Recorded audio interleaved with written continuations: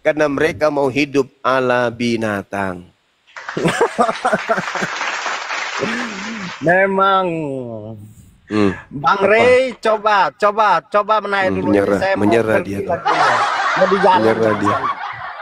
Udah bersih hari ini, Bang? Belum? Saya kasih tahu ya, saya lagi kerja. Jadi sambil saya agak sibuk. Ya terserah Anda mau berpikir apa, itu urusan Anda, hak Anda. Itu dalil yang kita urai tadi itu kan. Terserah Anda kan bertanya, Paulus itu, Anda kan menyatakan Paulus itu mengajarkan kemudian kebenaran. Paulus itu mengajarkan sesuatu yang baik. Saya katakan, tidak. Paulus setelah dia bertobat dari membunuh, bukannya dia jadi lebih baik. Dia makin parah. Kenapa? Karena akal manusia dihilangkan. Itu ajaran yang salah itu. Bahkan, dengarkan. Bahkan pengetahuan Tuhan pun dirubuhkan. 2 Korintus 10. 2 Korintus 10. Itu setan. Berarti Paulus setan. Terima kasih ya Bang ya. Bukan. Siapa bilang Paulus setan? Anda yang bilang gitu, bukan saya. Paulus, Pak, saya bacakan dalilnya Pak ya. 2 Korintus 10 nomor 5. Sebenarnya setan itu. Abangku dengar dulu Bang. Bukan. Kami membinasakan setiap siasat pemikiran manusia. Setiap pemikiran manusia dan merubuhkan semua kubu ketinggian pengetahuan Tuhan. Pengetahuan Tuhan aja dirubuhkan sama Paulus, Bang. Itu dalilnya. Makanya perintah kemudian untuk rajam dihapus. Karena dia merubuhkan semua perintah Tuhan. Babi haram jadi halalkan sama dia. Sunat wajib dihalalkan untuk tidak bersunat sama dia. Satu Tuhan itu wajib dihapuskan oleh dia. Semua harus ikuti dia. Kenapa? Karena firman Tuhan itu bagi Paulus sudah dia rubuhkan. Firman Tuhan dirubuhkan oleh Paulus. Gak ada lagi firman Tuhan. Makanya dia mengatakan di dalam Galatia Filipi 3 nomor 8, hukum Tuhan itu adalah sampah. Ini udah ajaran yang nggak benar ini. Memang betul Bang, ajaran Anda memang nggak betul. Bukan dari Alkitabnya, tapi dari mulut Anda yang nggak benar. Filipi 3 nomor 8, hukum Taurat itu sampah. Mana ada tulisan kayak gitu? Dia baca silakan Anda baca. Silakan Anda baca Bang. Silakan. Saya orang berpendidikan, apalagi berbicara mengenai agama itu sensitif. Saya sudah sering dilaporkan di pihak kepolisian. Makanya kalau saya berbicara berdasarkan dalil. Saya nggak mau berbicara di luar dalil.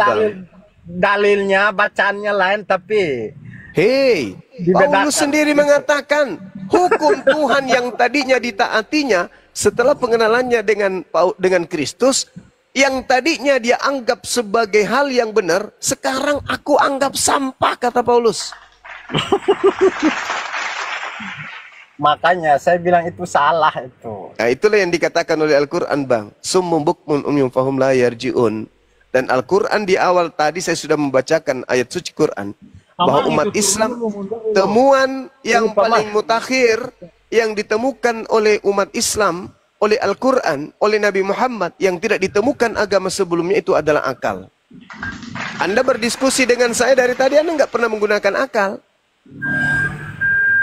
Kenapa? Karena akal sudah dimatikan oleh Paulus. Saya izin turun ya, saya lagi kerja, ini sibuk.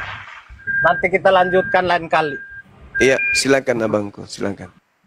Belajar lagi Bang, jangan sombong terhadap kebenaran. Maxen mau berzina kayaknya. Ya ini Bang Rey. Kemungkinan. Oke. Bahas tadi Bang Juma, Filipi 3:8 tadi maksudnya gimana Bang Juma? Di situ Paulus mengatakan setelah dia kedatangan makhluk ngaku Kristus, hukum Tuhan yang tadinya ditaatinya itu sudah dianggapnya sampah.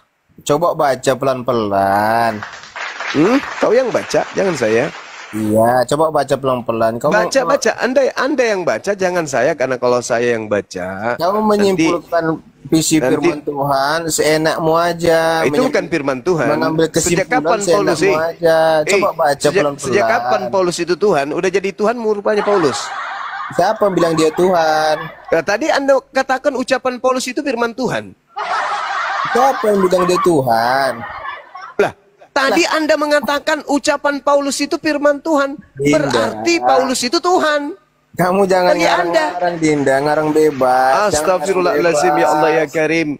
Manusia Ini tak berakal Alkitab ini tadi ini- mengatakan Anda Alkitab katanya ini surat menyalahkan suci, firman Tuhan. Dinda, dan kamu karang-karang. Suci nenekmu, gigimu kuning. Suci dari mana? Bukan nenekmu kiper.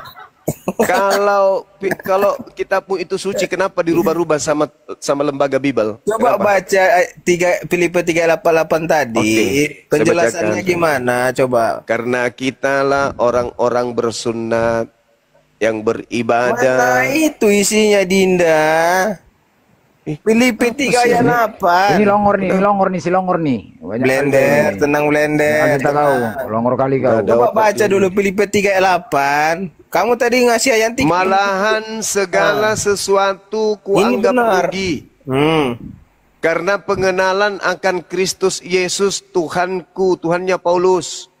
Ya. Lebih mulia dari semuanya. Daripada Oleh karena semuanya. dialah aku melepaskan semuanya itu dan menganggapnya sampah. Betul. Coba Apa itu. yang dilepaskan? Apa yang dilepaskan? Oleh karena Apa dialah yang dilepaskan oleh Paulus? perbuatan-perbuatan jahat dia, Dinda. Dulu Udah dia orang turunkan jahat, aja orang ini. sekarang dia Orang berubah bohong, menjadi bohong, baik penipu. karena Iya, dia nggak mau jujur, nggak mau jujur nih diskusi banyak Pembohong, nih. penyesat. Nggak mau Yang jujur, dianggap nggak mau Paulus itu tadinya dianggap baik, yaitu hukum Taurat, disunat pada hari ke-8. Itu yang dimaksud oleh Paulus. Yang ditaatinya, bahkan dia mengatakan, aku tidak bercacat di dalam menjalankan hukum Taurat. Yang dimaksud itu hukum Taurat. Jadi hukum Taurat itu tadinya dianggap benar. Percaya kepada hal-hal yang lahiriah. Disunat pada hari ke-8 dari suku Benyamin. Terhadap hukum Taurat, aku orang Farisi.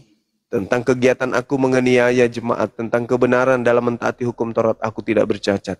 Tapi setelah aku kenal dengan Kristus Yesus, Tuhannya Paulus, kata Paulus, semua itu telah kuanggap sampah. Firman Tuhan dianggapnya sampah. Kenapa? Kembali lagi yang tadi. 2 Korintus 10 nomor 5, dia mengatakan, merubuhkan, aku merubuhkan, kami merubuhkan semua kubu ketinggian pengetahuan Tuhan. Pengetahuan Tuhan dirubuhkan sama Paulus. Hebat kali orang ini. Pengetahuan Tuhan yang membuat Bani Israel para nabi kemudian terpontang-panting menegakkan hukum Tuhan. Malah dirubuhkan sama Paulus. Demi untuk menggiring manusia kepada Kristus. Pertanyaan saya nih. Kalau Kristus yang datang kepada Paulus itu adalah Tuhan, lalu kenapa dia merubuhkan pengetahuan Tuhan? Demi untuk manusia tergiring dan terjerat dan tertawan kepada pengajarannya kepada Kristus. Coba dibaca lengkap data itu. Baca lengkap data itu, saudara-saudara Kristen. Baca lengkap data dari 2 Korintus 10 nomor 5. Kami mematahkan atau membinasakan dalam bahasa Yunani kata kateireo. Setiap siasat atau logismos, pemikiran. Setiap pemikiran, logismos manusia. Kami membinasakan kata kateireo setiap logismos pemikiran manusia. Dan merubuhkan ketinggian, hopsomai. Hopsomai itu artinya ketinggian. Ketinggian apa? Gnosis. Apa gnosis itu? Pengetahuan. Jadi, dan merubuhkan semua ketinggian pengetahuan Theos, Tuhan. Kami kemudian menawan pemikiran dan menaklukkan kepada Kristus. Jadi Paulusnya mengatakan pemikiran manusia itu ditawannya, pengetahuan Tuhan itu dirubuhkannya demi untuk menaklukkan manusia kepada Kristus. Jadi manusia dan pengetahuan Tuhan itu dilumpuhkan oleh dia demi untuk menawan manusia menuju kepada Kristus yang datang kepadanya. Seram kali memang, seram. 2 Korintus 10 itu, serem kali pokoknya.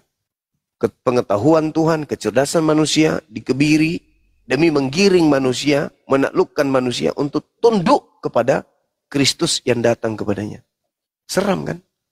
Kalau yang datang kepadanya adalah Kristus yang adalah Tuhan itu sendiri, terus kenapa pengetahuan Tuhan itu dianggap sampah? Kenapa pengetahuan Tuhan itu dilumpuhkan, dimatikan?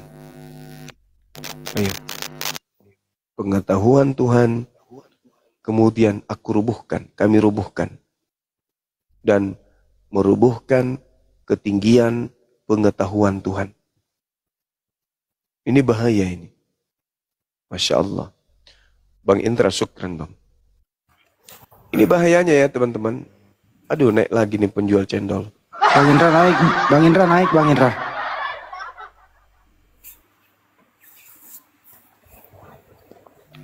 Excel, kau jual aja cendol kau Excel. Tapi kenapa mereka selalu membantah Bible mereka sendiri ya Bang? Blender, tenang. Kenapa itu Bang? Blender. Mereka selalu membantah isi Bible mereka Di sendiri. mana-mana ribut Blender ini. Tenang, ini rumah orang ini Blender, bukan rumah. Jadi gini, pertanyaan adik saya ini baik sekali Bang Erik. Kenapa kemudian mereka membantai isi Bible? Karena Bible itu adalah catatan. Kesaksian-kesaksian yang dikumpulkan oleh para penulisnya, bukan wahyu. Tidak ada umat Islam saat mereka Islam, mereka menolak isi Al-Quran. Tidak ada umat Islam di saat mereka waras menolak Al-Quran. Kok bisa? Karena Al-Quran bukan karangan. Al-Quran adalah ilmu pengetahuan yang berasal dari sang pemilik ilmu. Nah, manusia Islam, manusia berakal. Akal dengan Al-Quran sinkron, rangkulan.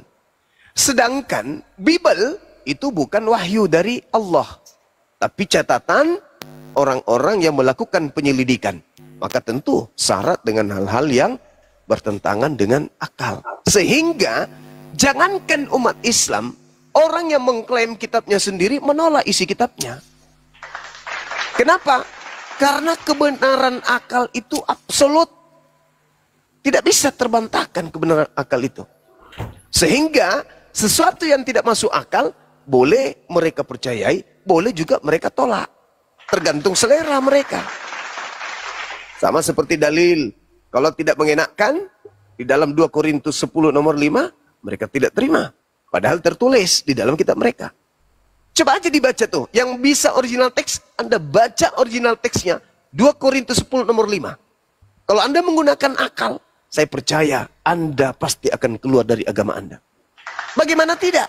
Seorang Paulus melawan Tuhan. Nyata dia katakan begitu. Ketinggian pengetahuan Tuhan itu pun dirubuhkan sama dia. Di mana dia melawan Tuhan? Hukum Taurat itu firman Tuhan atau bukan? Ya. Paulus mengatakan, kalau kau mengharapkan ada kebenaran dalam hukum Taurat. Yesus datang ke dunia, hukum Taurat itu ditiadakan. Kenapa Kata siapa? begitu? Kata siapa? Karena, dengar dulu. Kata siapa? Dengar dulu. Saya bertanya, saya nggak butuh narasimu. Apabila dia Udah diadakan hukum Taurat. Orang cacat logika, orang gila. Dengar dulu. Anda turun, Anda ke gereja. Saya minta dalil. Bukan baru kali ini kita bertemu, udah sering. Saya minta dalil. Di mana hukum Torah itu dibatalkan? Dan siapa yang membatalkan? Bukankah Tuhan sendiri melakukan perjanjian kekal? Dan asal Anda tahu nih, saudara-saudara Kristen. Perjanjian baru orang Yahudi dengan Tuhannya itu justru Torah.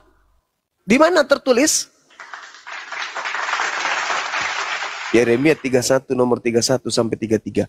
Aku akan mengadakan perjanjian baru dengan Bani Israel dan Bani Yehuda. Yaitu aku akan memasukkan hukum Taurat ke dalam batin setiap bani dari mereka.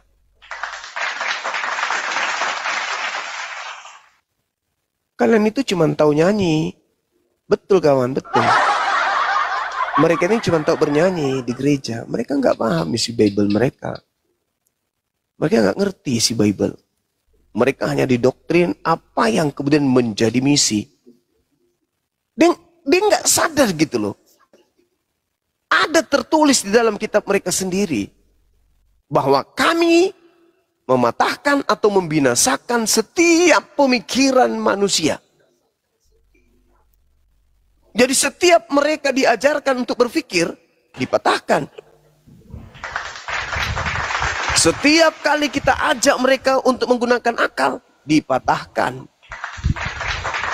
Kata Paulus, semua itu aku patahkan, semua itu aku rubuhkan. Pengetahuan manusia dan juga ketinggian pengetahuan Tuhan, aku rubuhkan dan aku patahkan. Dan menaklukkan manusia untuk menuju kepada Kristus. Itu dalil.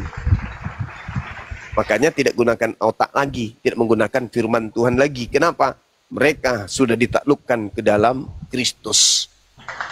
Sementara Yesus mengatakan waspadalah kepada Kristus. Karena Kristus itu adalah penyesat menurut Yesus. Kemana Paulus menggiring orang-orang Kristen? Ke Kristus. Kristus yang mana? Kristus yang mengajarkan Paulus untuk melawan Tuhan. Loh kok bisa? Ya, kata Paulus sendiri. Galatia 1 nomor 1, Galatia 1 nomor 11, 12. Ya, aku menerima Injil bukan dari manusia, tetapi dari Kristus Yesus. Berarti yang mengajarkan 13 buku kepada Paulus adalah Kristus yang bukan manusia, bukan anak Maria dong. Karena anak Maria adalah jelas manusia. Sedangkan Paulus mengaku yang datang mengajarkan 13 buku kepadanya yang bukan manusia.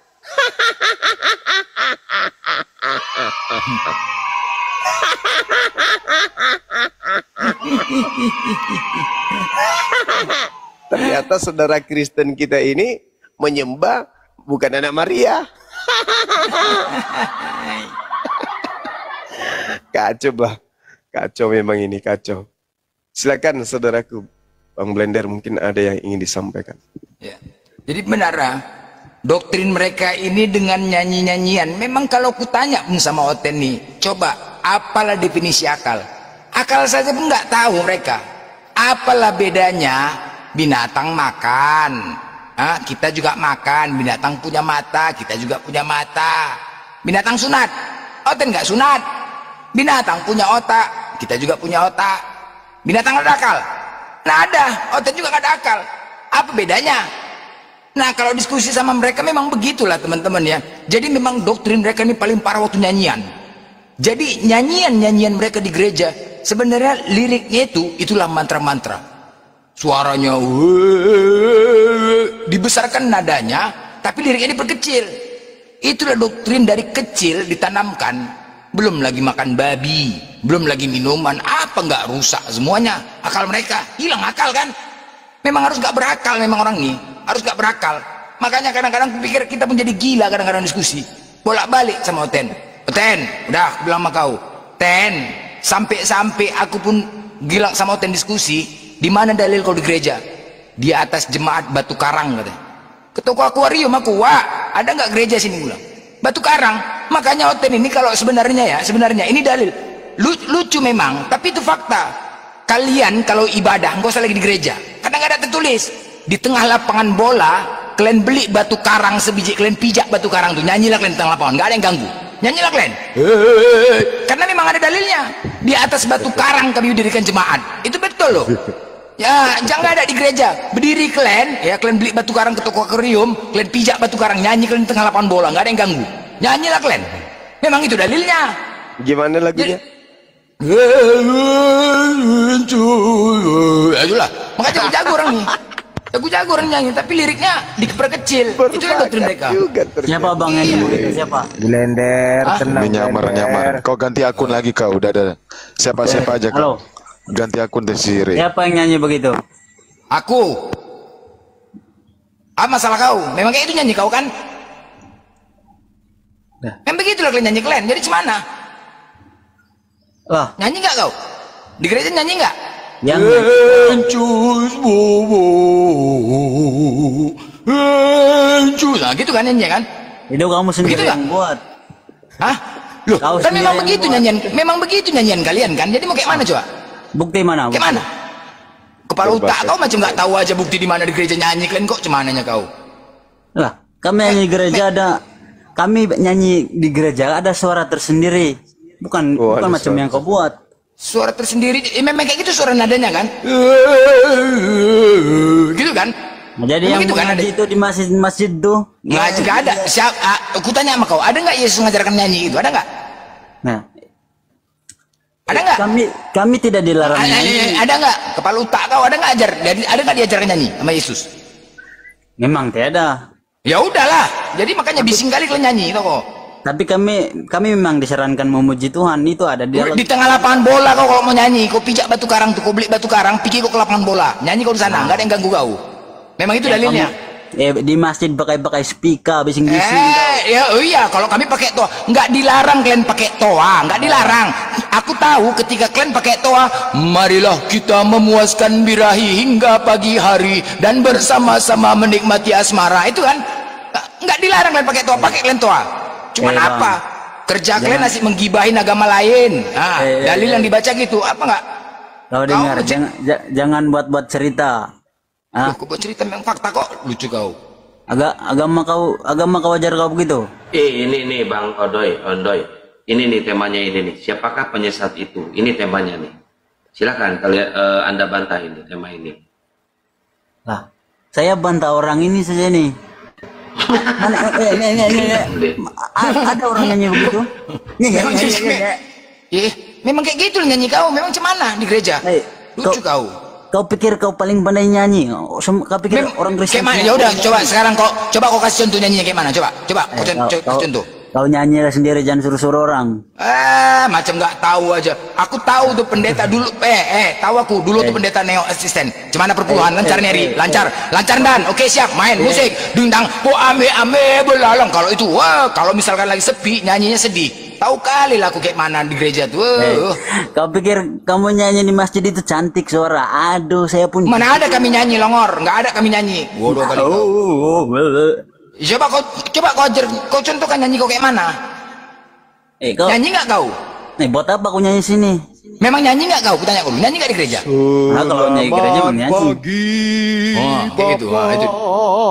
Jelas. Selamat pagi. Memang cara kami sembahyang memang begitu. Selamat pagi, Roh Kudus.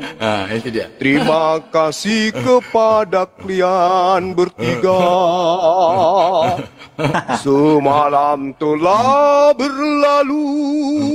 Ada. Mereka memuji bersama. Kamu mengaji saja pun suara macam apa? Memuliakan tiga Tuhan. Bang, dengar. Dewa Bapa. Suara mengaji tidak kod gitar tahu, tidak masuk. Dan Dewa Roh Kudus. Alah. Itu Selamat pagi. Agama Islam mengajar mengejek gitu lah. Aduh. Selamat pagi Yesus. Selamat pagi Roh Kudus. Terima kasih pada kalian bertiga.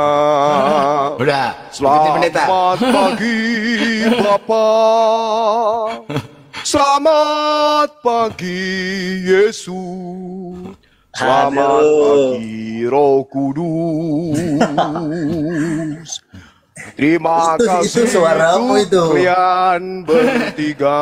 Ada ini Zuma ini.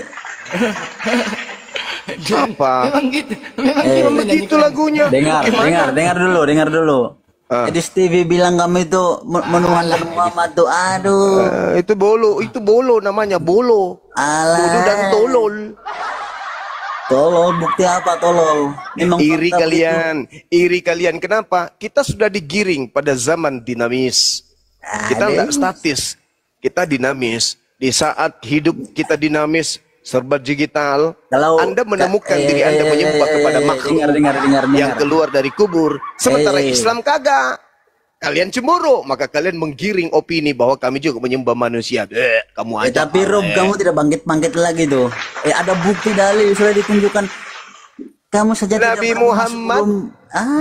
Dengar. Nabi Muhammad, dengarkan. Nabi Muhammad membawa Al-Qur'anul Karim. Nabi Muhammad membawa Al-Qur'anul Karim. Yesus yang terangkat ke langit tidak membawa Roma, Galatia, Filipi, Efesus dan seterusnya, tidak membawa Lukas, Markus, Matius, Yohanes, enggak. Yang membawa kitab-kitab itu semuanya sudah ada di alam kubur. Yesus tidak pernah memberikan sebuah kitab kepada Karisteng. Oke? Oh, jangan dibisukan lah, uy. Penyembah Yesus itu belum ada terangkat ke surga. Buat apa dibisu-bisu? Kamu saja tidak respect dan agama orang lain. Buat apa dibisu? Penyembah Allah sudah ada naik ke langit, yaitu Yesus. Penyembah Yesus ada nggak naik ke langit? Ayo. Yesus menyembah Allah. Buat apa naik ke langit pun waktu kiamat? Makanya. Otak kau simpan mana? Nyanyi lagi yuk. Aduh, dengar dulu. Cara kamu mengaji di masjid itu tidak konsitar, kau tahu? Tidak masuk musik. Dengar. Selamat pagi. Kau atur dulu cara kau mengaji supaya kamu tidak masuk musik. Selamat pagi Yesus. Aduh, selain daripada menghina tidak sudah lain kamu boleh buat. Coba. Terima kasih kepada kalian bertiga. Sakit hati. Mereka memuliakan kami nyanyi di gereja, kamu yang sakit hati. Oh, aduh. Mereka memuji apa masalah kamu? Saya mau tanya, kamu sakit hati kenapa? Kami nyanyi gereja, itu hak kami. Tuhan, Putra dan Roh Kudus, terima kasih. Boy, ini admin mau kasih bisu ini. Kurang ajar admin. Bertiga. Admin.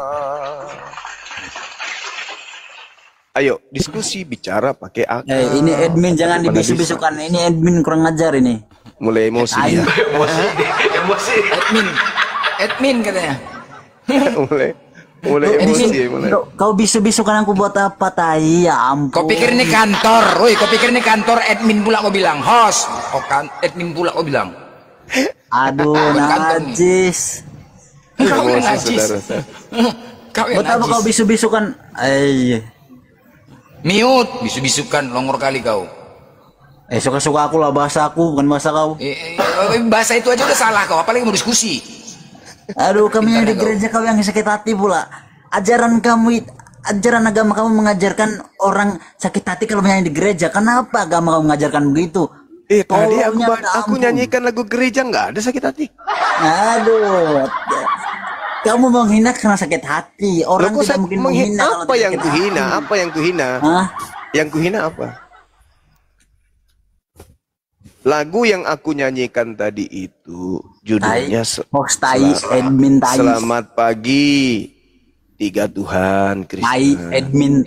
Admin tai host tai bisu-bis tai. Jangan marah-marah, Bang.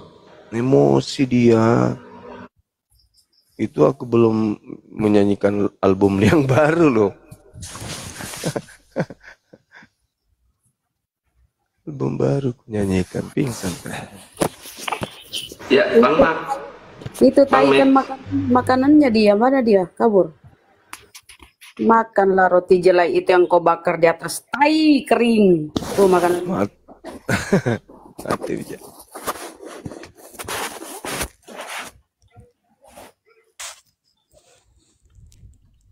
Bang Max, selamat malam Bang.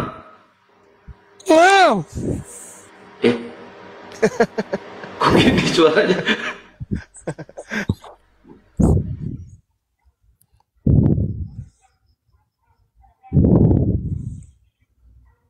Bang Nek kenapa suaranya? Tidak ada apa-apa. Nah, yang benar suaranya Bang, kalau mau diskusi Bang. Ini udah.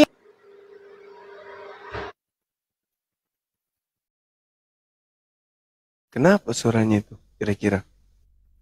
Habis telan garpu.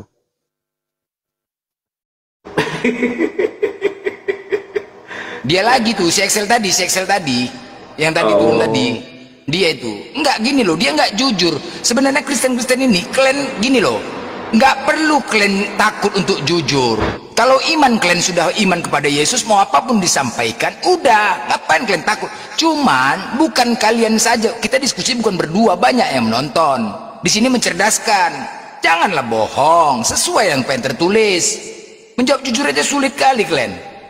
Mau apapun dibilang, mau dibilang kayak mana pun, iman kalian tetap kepada Yesus, ya udah. Ngapain kalian takut? Jujurlah diskusi, bos. Jangan buat kita ribut di sini. Siapa yang nggak jujur? Kau nggak jujur kalau diskusi kau. Apa yang ditanya jawab aja udah. Kalau memang iman kau Yesus udah. Mau apapun, mau dibelah pun kepalaku, tetap imanku Yesus udah. Ngapain kau takut? Kita sesuai apa yang tertulis. Sesuai apa yang tertulis, mencerdaskan di sini. Bukan membodohi. Kau pertanyaan-pertanyaan apa? Dari kemarin kau diskusi nggak pernah mau jujur kau. Jujur aja udah, nggak ada keributan. Selanjutnya udah iman kalian itu. Memang dia kalian yakin. Hah? Nasungon dia dong. Bukan leku, enggak gini loh. Maunya jujur lah. Kalau diskusi itu kan kita apapun yang disampaikan ketika ditanya jujur. Ya iyalah, aku juga jujur lah, harus jujur. Iya, jujur aja. Kalau memang itu memang pahit kebenaran tuh. Iya, pahit kebenaran tuh bos. Mulu halah kita ikut jujur lu sudah, jangan dong margabus. Ya. Lanjut. Yang geus sok keri ayeuna mah diskusi we nya. Sok sing bageurnya kasep. Halo Bang Blender, lay aku nih. Orang Batak kan. Ya Leku, langsung ke Bang Juma Leku. Ah berat sama Bang Juma, aku nggak mau. Aku masih awam. Bertanya nanti aja Bang Zuma mendalam kali, aku nggak tahu lah. Bertanya aja lo, bertanya. Apa yang ku tanya bos? Aku juga nggak terlalu mendalam juga. Nih temanya nih, baca. Apa tuh? Siapakah penyesat itu? Nah itu. Iblis lah. Namanya penyesat iblis lah bos. Oke, baik. Boleh Bang Zuma. Nah, ini berat nih. Lanjut Yunda. Santai aja. Jadi berdasarkan ucapan saudara barusan, penyesat itu iblis. Oke, kita sepakat kami kunci itu ya. Iya. Iblis itu penyesat. Oke. Yesus mewanti-wanti kemudian, kami pun khawatir tadinya ya. Tapi setelah kami mengkaji, ketika Yesus berkata kepada muridnya, waspadalah kepada penyesat. Artinya menurut saudara, penyesat iblis. Berarti waspadalah kepada iblis yang datang kepadamu dengan memakai namaku dan berkata, akulah Kristus.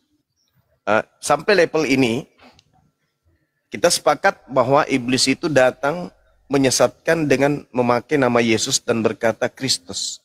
Akulah Yesus Kristus. Secara global, kalau kita berbicara mengenai data, dunia tidak akan pernah bisa menutup mata bahwa Kristen itu adalah pengikut Yesus Kristus. Nah, berarti yang diuji di sini, apakah yang diikuti oleh Kristen itu adalah iblis yang menyamar Yesus Kristus, atau yang diikuti oleh Kristen ini adalah Yesus Kristus anak manusia, kan gitu ya? Nah, sepintas kalau kita lihat Bible, di situ Yesus mengatakan begini. Dalam Yohanes 10 nomor 27, aku mengenal pengikutku, mereka mendengarkan suaraku dan mengikuti aku. Yesus menyuarakan segala firman yang Yesus sampaikan kepada pengikutnya. Di dalam Yohanes 17 nomor 8, segala firman ini disampaikan Yesus dengan suara. Segala firman yang engkau berikan kepadaku telah aku suarakan kepada mereka, dan mereka telah menerimanya, mendengarnya, dan mereka percaya. bahwa engkaulah yang telah mengutus aku. Nah, jadi Yesus mengatakan pengikutnya itu percaya kalau Yesus itu utusan Tuhan, bukan Tuhan. Sedangkan yang mau dituhankan itu adalah iblis. Di dalam Lukas 4 nomor 7, iblis minta dituhankan. Yesus diminta oleh iblis untuk menuhankan iblis. Yesus yang asli, Bung, tidak mau dituhankan. Yang mau dituhankan selain Tuhan itu adalah iblis. Nah, iblisnya datang memakai nama Yesus Kristus. Kata Yesus tadi dan kata Anda sendiri bahwa penyesat itu mengaku itu adalah iblis. Nah, iblisnya datang mengaku bernama Yesus dan mengaku minta disembah, itu adalah iblis. Sedangkan hari ini Kristen menyembah Kristus, Yesus. Sedangkan Yesus yang asli tidak pernah mengajarkan pengikutnya untuk menuhankan atau menyembah atau beribadah kepadanya. Berarti kesimpulan saya, yang diikuti oleh saudara Kristen, yang disembah oleh saudara Kristen, ya memanglah iblis yang datang menyerupai Yesus atau memakai nama Yesus sesuai dengan nubuat Yesus itu sendiri. Oke. Bagaimana menurut saudara? Sebentar, Bang. Jadi kalau menurut Bang Zuma, Yesus sebelum penyalipan atau dengan yang penyalipan dan setelah bangkit pada hari ketiga itu berbeda? Iya, itu bukan Yesus. Itu berbeda ya, Bang ya? Yang disalib, yang ditangkap, yang disalib, dan yang dibangkit itu bukan Yesus lagi. Oh, oke. Oke, sekarang gini, Bang. Terus ada nih, Bang, aku catat juga nih, Bang, di Matius 17 ayat 22 sampai 23. Itu kan Yesus mengatakan, ini saya bacakan bagi antara bagian. Pada waktu Yesus dan murid-muridnya bersama-sama di Galilea, ia berkata kepada mereka, anak manusia akan diserahkan ke dalam tangan manusia dan mereka akan membunuh dia.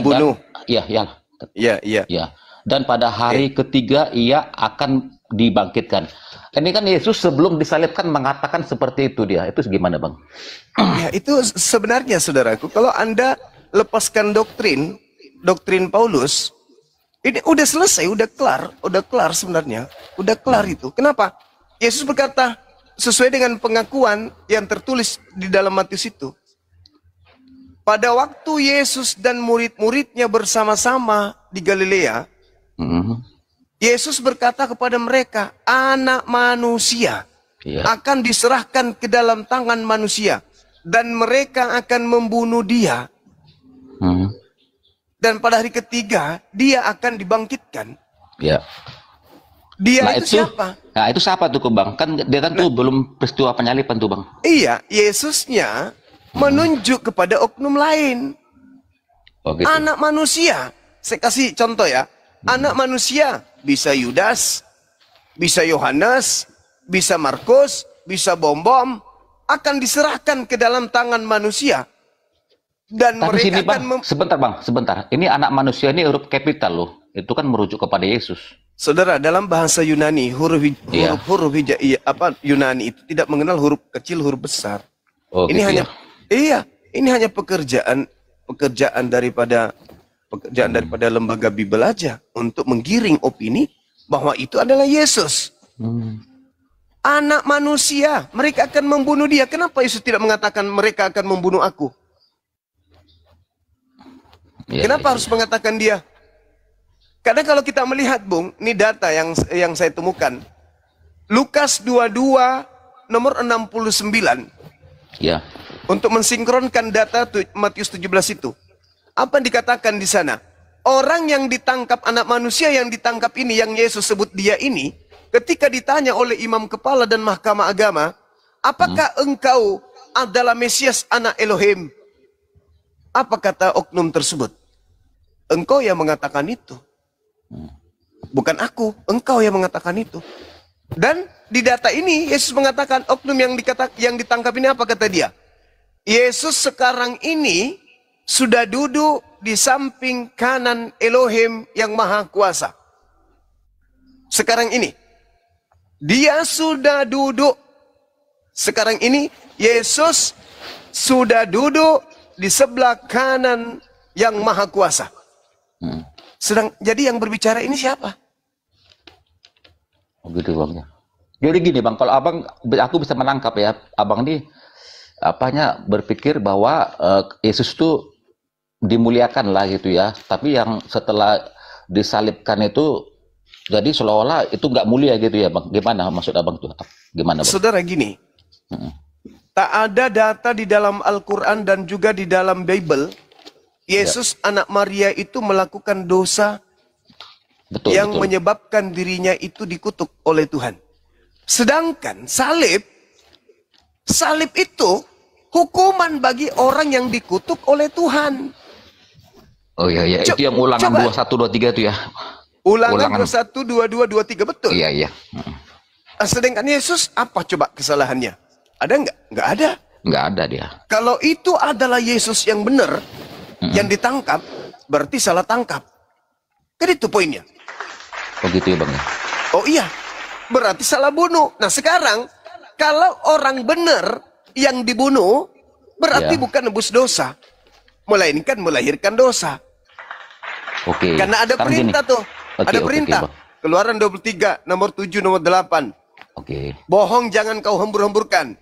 Sebab orang yang benar, orang yang tidak bersalah, jangan kau bunuh. Karena aku tidak akan membenarkan orang yang bersalah.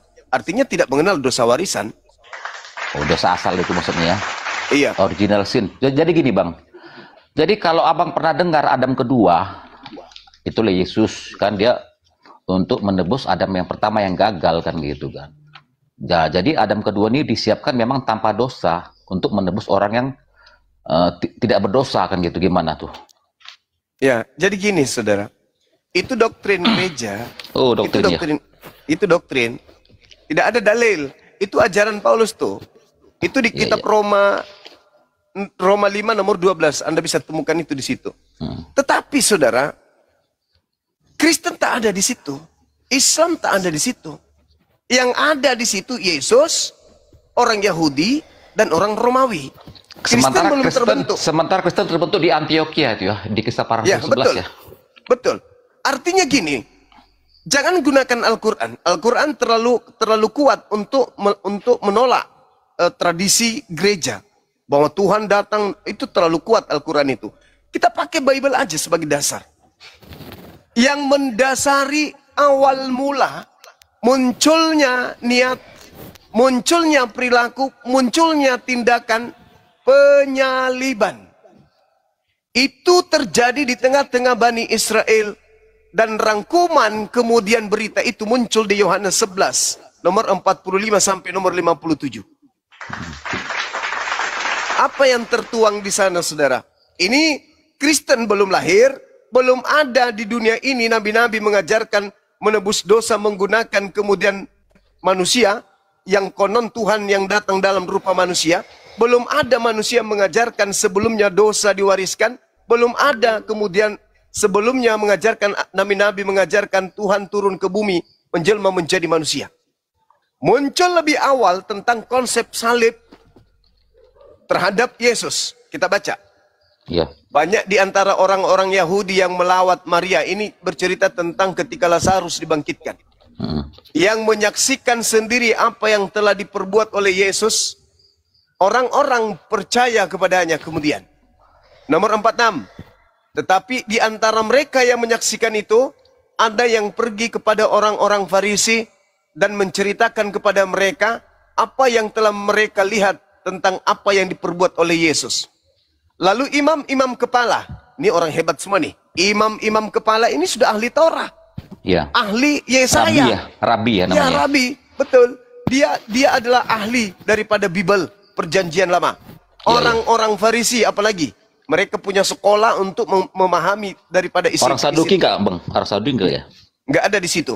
Oh, iya. Memanggil mahkamah agama untuk berkumpul dan mereka berkata. Jadi di situ sudah ada mahkamah agama, sudah ada orang Farisi, sudah ya, ada Sanhedrin namanya itu. Ya, lengkap semua mereka. Apa yang harus kita perbuat? Sebab Yesus ini membuat banyak mukjizat. Apabila kita biarkan Yesus, maka orang akan semakin banyak percaya kepadanya. Dan kalau itu terjadi, maka orang Roma akan datang dan akan merampas tempat suci kita dan bangsa kita. Ini latar belakang terjadi penyaliban. Jadi bukan nubuat dari Yesaya, bukan nubuat dari kitab Kejadian, bukan nubuat dari kitab Daniel, bukan sama sekali. Ini latar belakang karena ketakutan bangsa Yahudi, bangsa Israel, tempat sucinya, dan juga bangsanya dirampas oleh bangsa penjajah pada saat itu, yaitu Roma. Oke, itu gini tertulis.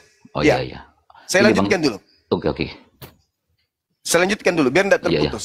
Oke. Tetapi kemudian, imam besar, sebagai pemimpin tertinggi di antara mereka kemudian, yaitu Kayafas, berkata kepada mereka, kamu tidak tahu apa-apa. Dan kamu tidak insaf, bahwa lebih berguna bagi kamu jika satu orang mati, yaitu Yesus, untuk bangsa kita. Tuh, bukan untuk bangsa yang lain, untuk bangsa kita. Dan seluruh bangsa, daripada seluruh bangsa kita ini binasa. Hal itu dikatakan oleh Kayafas bukan dari dirinya sendiri, tetapi sebagai imam besar pada tahun itu ia bernubuat bahwa Yesus akan mati untuk bangsa Israel. Oke, gini Bang. Jadi Bang, nubuat-nubuat yang di PL seperti tanda Yunus, Yesaya, macam-macam itu aku nggak apalah. Itu merujuk kepada siapa? Kan kalau orang Kristen kan berpendapat itu merujuk kepada Yesus, itu gimana? Nah, itu yang mempunyai kitab yang bisa jawab. Seperti Yesaya 9 nomor 6. Ya. Orang Kristen di luar kelompok, bukan pemilik kitab itu, mengatakan itu untuk Yesus. Padahal menurut yang mempunyai kitab itu untuk Raja Hezekia. Itu contoh. Itu contoh. Jadi nubuat yang terjadi, kata dalil dalam kitab saudara, Kayafas berbicara bukan dari dirinya sendiri. Berarti dia dapat wahyu. Kalau bukan dari dirinya sendiri, dia bernubuat tahun itu bahwa Yesus akan mati untuk bangsa itu, dan bukan untuk bangsa itu saja, tetapi juga untuk mengumpulkan dan mempersatukan anak-anak Elohim yang bercerai-berai. Mulai dari hari itu, mereka sepakat membunuh Yesus. Karena itu Yesus tidak lagi tampil di depan umum di antara orang-orang Yahudi. Yesus berangkat di situ dari dekat ke daerah dekat padang gurun, ke sebuah kota yang bernama Efraim. Dan di situ dia tinggal bersama murid-muridnya. Oke, jadi, gini Bang. Ini Jadi aku bisa belakangnya. Oke, jadi Silakan. aku bisa menyimpulkan Abang berpendapat bahwa Yesus sebelum penyalipan sama setelah penyalipan itu berbeda gitu ya. Sama yang ketemu di Patmos, di Damsik, sama apa? Betul, itu bukan Yesus lagi. Ini latar belakangnya dulu, Bang. Ini latar belakang orang berkongko-kongko ingin membunuh Yesus. Sedangkan Yesus ini adalah wakil pencipta langit dan bumi. Gak mungkin pencipta langit dan bumi membiarkan utusannya untuk dibinasakan. Gak mungkin. Pasti dijaga, pasti dilindungi, pasti diselamatkan. Makanya tadi dikatakan bahwasanya Yesus sekarang sudah duduk di sebelah kanan Tuhannya yang Maha Kuasa. Jadi ini yang dibunuh ini siapa? Oh begitu ya? Iya.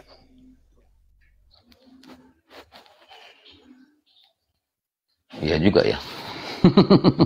Nah, setelah itu saudaraku, setelah itu Yesus sebelum penyaliban, Yesus berkata kepada muridnya, waspadalah kepada penyesat Oke, yang datang itu aku kepadamu. pernah dengar Bang, itu Bang tentang nubuat akhir zaman. Itu gimana Bang?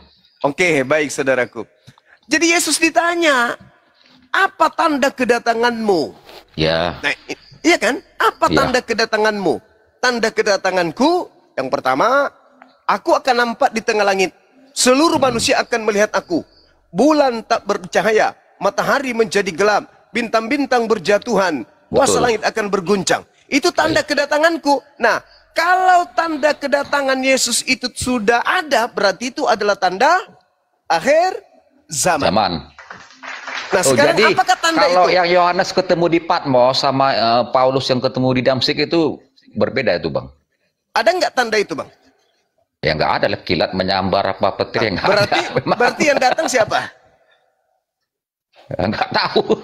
Nah, itulah yang Yesus sampaikan. Aku nggak tahu lah. Waspadalah kepada penyesat yang datang kepadamu dengan memakai namaku dan berkata, akulah Kristus. Mereka akan menyesatkan orang banyak. Nomor 23. Jadi apabila ada orang berkata kepadamu, lihat ada Kristus di sini, lihat ada Kristus di sana, jangan kau percaya. Sebab Kristus palsu dan nabi-nabi palsu akan datang dan akan melakukan banyak tanda-tanda yang dahsyat dan mukjizat, sekiranya mungkin menyesatkan orang-orang pilihan juga. Camkanlah, itu nomor 25-nya.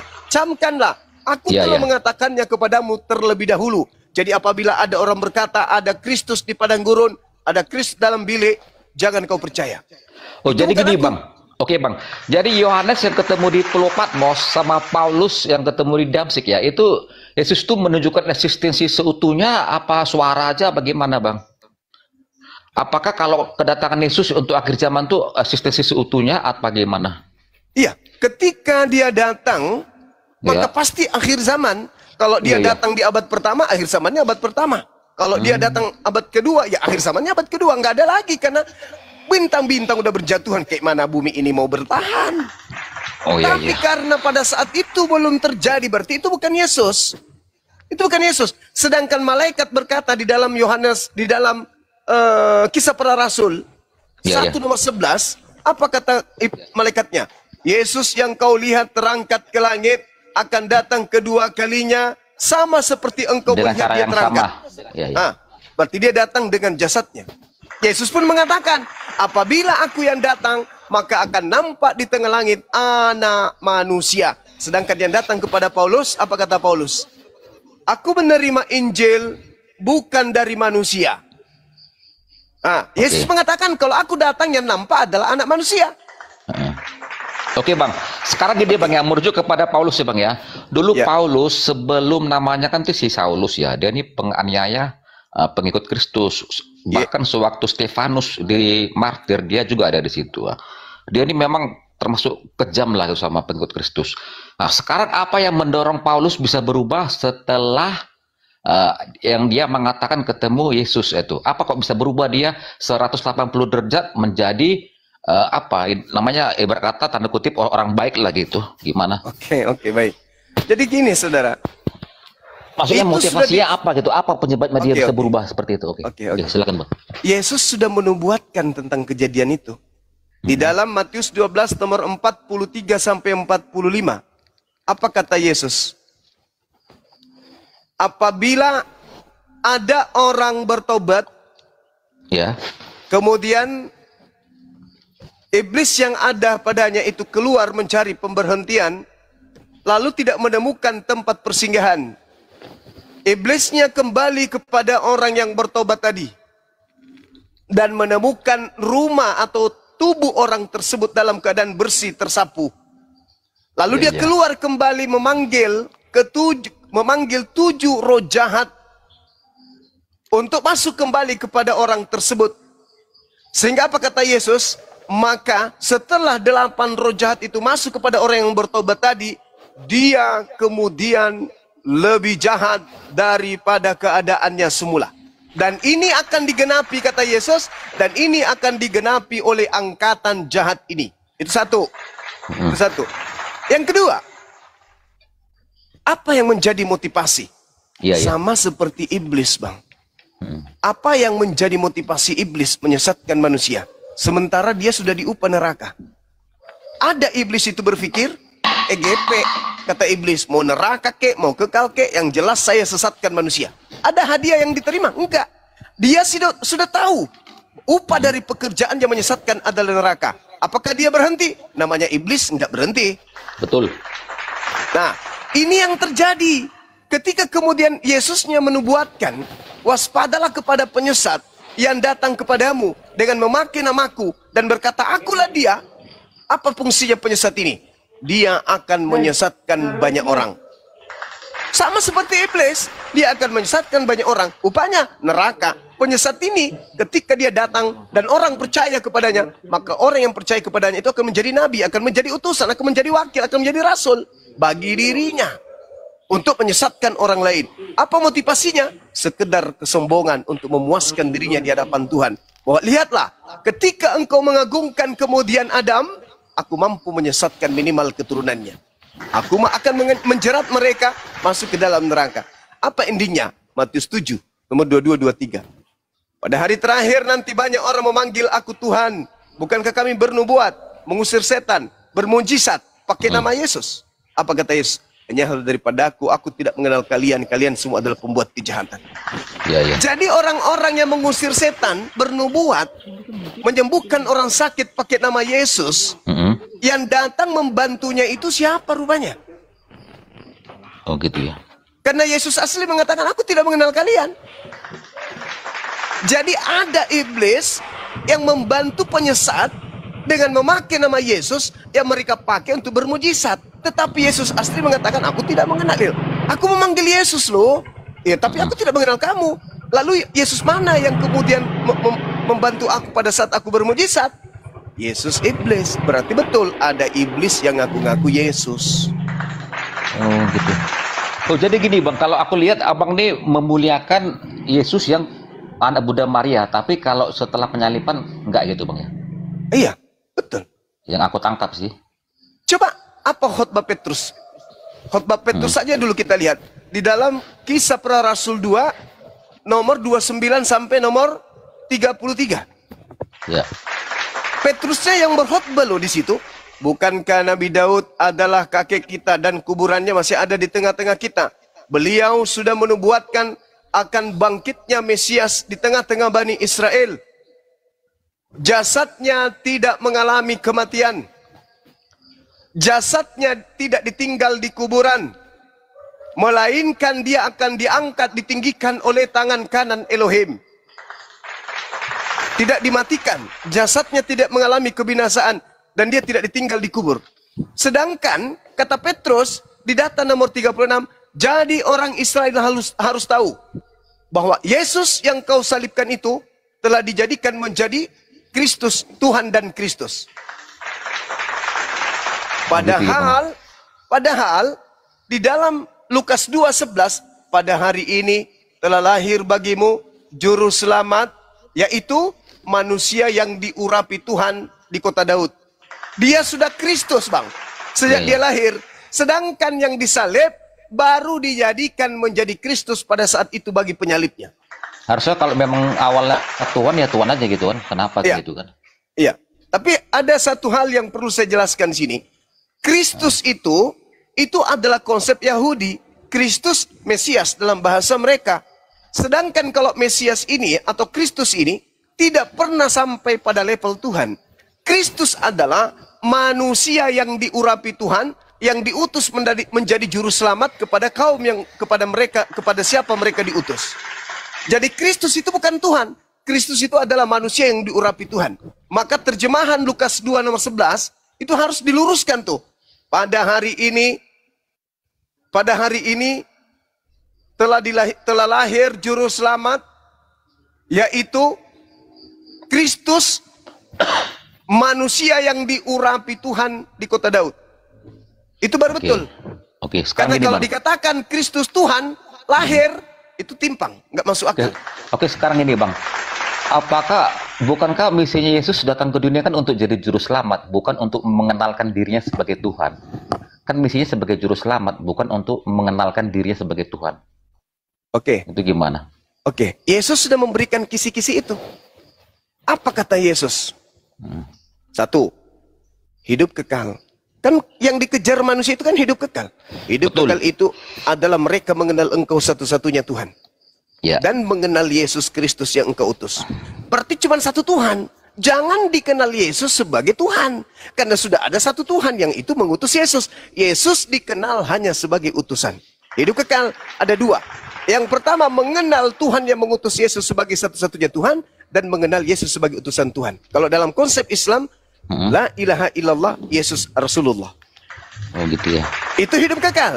Bahkan ketika Yesus mengatakan, ditanya di dalam Matius 19 nomor 16, Guru, apa yang harus aku lakukan supaya aku memperoleh hidup yang kekal? Apa kata Yesus? Lakukan seluruh perintah Elohim. Di mana Elohim itu memerintah? Di kitab Tanakh, termasuk Torah. Berarti Torah itu harus dilakukan untuk memperoleh hidup yang kekal. Itu level pertama. Kata muridnya, kata orang tersebut, aku sudah melakukan itu. Apalagi? Jual seluruh hartamu, berikan kepada si miskin. Level kedua. Itu sudah dilakukan misalnya. Maka level ketiga baru ikut Yesus. Kalau ikut Yesus, masuk ke dalam Yohanes 14 nomor 12. Barang siapa yang mengikuti aku, maka dia barang siapa yang mengasihi aku, maka dia akan mengikuti pekerjaan-pekerjaan yang aku kerjakan. Apa pekerjaan yang Yesus lakukan? Pekerjaan dia sebagai orang yang rohaniawan, dia sebagai Kristiani, atau dia sebagai seorang Yudaism? Apa Yudaism ya? Yudaism. Berarti kalau mengasihi Yesus, percaya kepada Yesus, berarti orang itu hidup seperti Yudaism, bukan seperti Kristen. Karena Kristen muncul di Antioquia ya. Nah, betul. Di Antioquia, Kisah Para Rasul 11. Pertama kali, betul, nomor 27. Pertama kali 26. Pertama kali kemudian Paulus dengan Barnabas kalau nggak salah itu ya, Bang. Yes, sebelum mereka ribut. Yang mengikrarkan sebelum mereka pisah gitu apa? Aku pernah dengar juga. Ya lah, oke Bang Zuma ya. Aku terakhir, Bang. turun aja Bang ya. Terlalu dalam dan aku nggak berani. Berat nih Bang Zuma nih. Oke Bang. Ya, terima kasih Bang masukannya Bang ya. Makasih. Oke, thank you. Nah, saudara-saudara, saya tambahkan sedikit. Apesnya ketika kemudian diceritakan dalam Kisah Para Rasul 11 nomor 26 ini. Pertama kali disebut Kristen ini, itu di Antioquia, Turki. Coba lanjutkan bacaan kita di data nomor 21 di Kisah Para Rasul ini. Ketika Paulus masuk kembali pulang dari mengajarkan ajarannya, doktrinnya, masuk ke Yerusalem, dia bertaubat, saudara-saudara. Bertaubat dari mengajarkan orang lain untuk tidak bersunat. Bertobat dari mengajarkan orang lain makan babi. Kalau ajarannya itu betul, Galatia 5 itu betul. Galatia 5 ini adalah benar-benar dia percaya diri. Maka jelas ngapain dia bertobat? Coba saudara-saudara lihat di Kisah Para Rasul 21 nomor 15 sampai nomor 26. Paulus jelas-jelas bertobat. Paulus jelas-jelas kemudian melakukan kurban persembahan. Katanya persembahan cukup sekali. Tapi kenapa Paulus melakukan persembahan lagi? Mentahirkan diri. Artinya, Paulus hanya memprank orang-orang di luar Yerusalem. Saya kira itu dari saya, teman-teman. Silakan diambil alih. Saya ada sedikit pertanyaan ini Bang mengenai kitab Matius pasal 26 nomor 20 Bang. Izin Bang, uraikan Bang sedikit Bang biar kami paham. Ketika kita berbicara mengenai 26, di situ banyak hal yang bisa kita kembali ke data nomor 4-nya. Misalnya, kalau kita berbicara mengenai Matius 26, kita kembali ke Matius 26 nomor 4-nya dulu. Mereka merundingkan suatu rencana untuk menangkap Yesus dengan tipu muslihat dan untuk membunuh Yesus.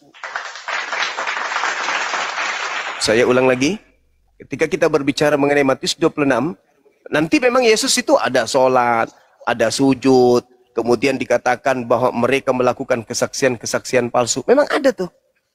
Bagaimana kemudian diterangkan seperti itu di kitab ini? Yang Anda minta nomor 14 ya kan?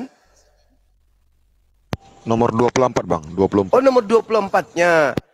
Oke, ketika berbicara mengenai 24, anak manusia memang akan pergi sesuai dengan apa yang tertulis tentang dia. Betul itu. Apa yang tertulis tentang dia? Mazmur 91. Kalau itu Yesus ya, kalau itu Yesus, kata iblis, sebab ada tertulis tentang engkau. Coba masuk kembali ke Lukas 24, Lukas 4 atau Matius 4. Yesus, jatuhkan dirimu ke bawah, sebab ada tertulis tentang engkau. Jika engkau adalah anak Elohim, maka pencipta langit dan bumi akan mengutus malaikatnya untuk menantang engkau di tangannya agar kakimu tidak terantuk kepada batu. Berarti anak manusia memang akan pergi sesuai dengan yang ada tertulis tentang dia. Akan tetapi celakalah orang yang olehnya anak manusia itu diserahkan. Adalah lebih baik orang itu sekiranya ia tidak dilahirkan. Maksudnya apa? Maksudnya apa? Gara-gara manusia pengkhianat inilah 2 miliar manusia menjadi sesat. Adalah lebih baik jikalau orang ini tidak usah dilahirkan. Karena dia sudah diterangkan Yesus dalam Yohanes 6 nomor 70. Aku yang memilih engkau yang 12 dan satu di antaramu adalah iblis. Itu jelas tuh. Makanya tadi saya menarik ke data nomor 4. Mereka melakukan tipu muslihat dan bersepakat membunuh Yesus. Sekarang ketika orang-orang fasik sepakat membunuh Yesus, apa yang terjadi? Tuhan membiarkan? Tidak. Baca Amsal 21 nomor 18. Kok ke sana perginya Bang Suma? Lah, tadi Matius 20 nomor 24, anak manusia memang akan pergi sesuai dengan yang ada tertulis tentang dia. Apa yang tertulis tentang dia? Matius 26 itu ditulis kitabnya di tahun 60 sampai 65. Ada yang mengatakan 62. Yesus berkata, emang tahun itu? Enggak. Yesus berkata di tahun antara tahun 29, tahun 30, 31, 32, 33. Apa yang tertulis di situ? Buku-bukunya Paulus belum ada tertulis. Buku Lukas belum tertulis. Buku Matius belum tertulis. Buku Yohanes belum tertulis. Buku Markus belum tertulis. Kisah para Rasul belum tertulis. Ibrani belum tertulis. Kemudian 1 Yohanes, 2 Yohanes, 3 Yohanes belum tertulis. Jadi yang tertulis yang mana? Kitab Perjanjian Barunya Yahudi. Kitab Perjanjian Barunya Yahudi yang mereka kenal sebagai Perjanjian Lama malahan, ada nggak di situ kemudian diterangkan anak manusia akan datang kemudian untuk diserahkan kepada orang-orang jahat lalu kemudian dibunuh untuk dosa manusia? Enggak. Yang tertulis, tengok di dalam Lukas 24 nomor 44, apa kata Yesus? Semua yang tertulis tentang aku di dalam kitab Taurat. Tuh, disebut. Enggak malu-malu Yesus menyebutnya. Di dalam kitab Taurat, kitab para nabi, dan kitab Mazmur. Masuk ini barang. Jika engkau adalah anak Allah, ada tertulis tentang engkau di Mazmur. Yesus mengatakan, harus digenapi apa yang tertulis tentang aku di Mazmur. Iblis mengatakan, sebab ada tertulis, jika engkau adalah anak Allah. Maka Kristen harus mengakui ini. Kalau mereka mengakui Yesus itu adalah Allah, maka mereka harus berselancar ke Mazmur 91. Harus berselancar ke Amsal 21 nomor 18. Orang fasik dipakai tebusan bagi orang yang jujur, dan pengkhianat dipakai ganti kepada orang yang benar. Itu harus tergenapi. Akan pergi aku meninggalkan dunia ini sesuai dengan apa yang tertulis tentang aku di dalam kitab para nabi. Apa yang tertulis tentang aku di kitab para nabi? Aku akan terangkat langsung. Di mana itu tertulis? Mazmur 91, Mazmur 11 dan seterusnya, Mazmur 27 dan seterusnya. Kemudian diterangkan di dalam kitabnya orang Yahudi bagaimana Tuhan menyelamatkan kemudian nabinya, orang-orang benarnya. Jadi tidak ada dasar pijakan. Sedangkan Tuhan sendiri mengatakan bahwasanya di dalam Keluaran, dalam Ulangan 21 yang harus digenapi pelaku dosa yang dikutuk oleh Elohim. Terakhir, Ulangan 27 nomor 25, terkutuklah orang yang menerima suap untuk menyerahkan orang yang benar agar dibunuh. Oke, terima kasih Bang. Jadi sedikit lagi Bang, jadi gara-gara si anak manusia ini yang menyerahkan anak manusia sehingga dia membelokkan jalan hukum sehingga sebegitu banyaknya manusia di muka bumi disesatkan oleh dia Bang. Begitu Bang. Betul sekali. Kata Yesus apa? Kata Yesus apa? Waspadalah kepada penyesat yang datang kepadamu dengan memakai namaku dan berkata, akulah dia, akulah Kristus. Jangan kau percaya, mereka akan menyesatkan banyak orang. Banyak orang. Mereka akan menyesatkan banyak orang. Banyak orang yang akan disesatkan. Kalau itu bukan tetangga kita, lalu mana banyak orang itu yang disesatkan? Enggak ada. Berarti pembohong dong. Bohong dong dia. Bohong dong.